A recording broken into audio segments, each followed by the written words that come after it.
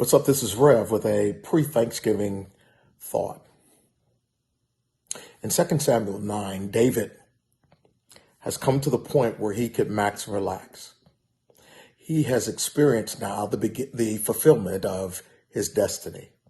He has gone from tending the sheep of his father, Jesse, in the bedroom community of Bethlehem, to now being the shepherd of the sheep of Israel. He is now the leader of the people of Israel. He had been destined to be the leader, but there was a difficult and winding road from the promise made to the promise kept. Meanwhile, in the midst of all of this, David and Jonathan, Saul's son, develop a deep and enduring relationship. It's a intimate relationship. They had chemistry. They had a meaningful connection. They were not related by blood, but they were related they were brothers from a different mother. And even though Saul had beef with David, David never had beef with Jonathan, and Jonathan never had beef with David.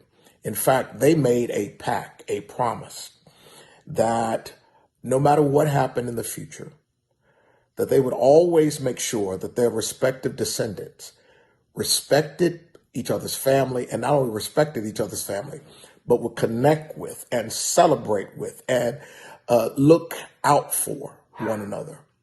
Well, in 2 Samuel 9, David now fulfills the promise.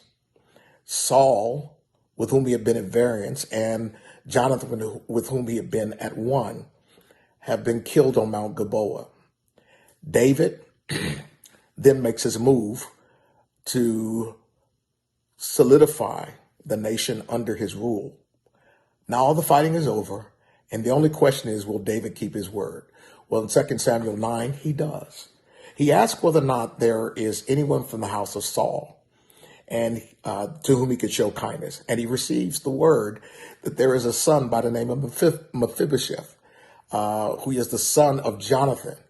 And he is someone to whom David can show God's grace and mercy and goodness. In fact, he's someone who needs it because he's experienced a couple of bad breaks. The background for which is in 2 Samuel, the 4th chapter.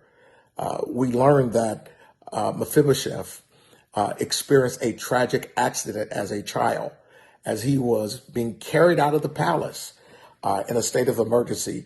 His nanny dropped him, and when she dropped him, he broke both legs, and the breaks were irreparable. And so he wound up growing up with 2 legs that were not operative. He experienced 2 bad breaks. There may be people who you know who have experienced bad breaks. As you gather around your table on tomorrow to break bread, is there someone that you can recall that maybe you need to extend an invitation to because you have made a promise to someone, or what is more, made a promise to the Lord that you would always look out for those who are the least, the lost, the left out, the people who are on the margins? There are some people who have experienced some bad breaks, some because of choices that they've made, others because of circumstances, choices that others have made. But I wonder whether or not you will raise the question, is there anyone to whom you can show kindness? And on tomorrow, why don't you show some kindness?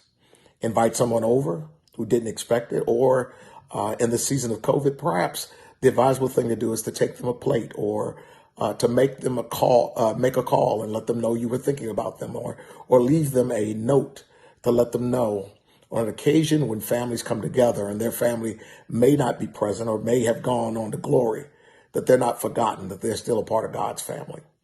Show them some grace. Show them some love because you're grateful for what God has done for you through others. God bless you. God keep you. Happy Thanksgiving. Peace.